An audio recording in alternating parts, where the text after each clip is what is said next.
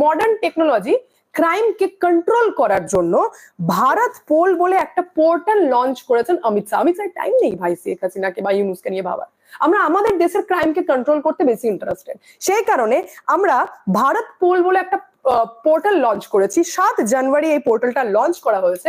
এটার রিজন হচ্ছে বিভিন্ন দেশে যে কোনো জায়গায় বসে যে কোনো ভাবে ইন্টারনেটের মাধ্যমে যে একটা ক্রাইম করে নেওয়া হয় না, আগে কি হতো যে এই সমস্ত ক্রাইম যেটা করা হতো, ধরুন আপনি বাড়িতে বসে আছেন, হয়তো রাশিয়াতে বসে আপনার ব্যাংক খালি করে দেওয়া হলো, কোনো একটা ক্রাইম ঘটে গেল, বা আমাদের দেশের কোনো ক্রিমিনাল কোনো আতঙ্কবাদী এখানে বিরাট বড় প্ল্যান করে ব্লাস্ট করে এখান থেকে অন্য দেশে চলে গেল।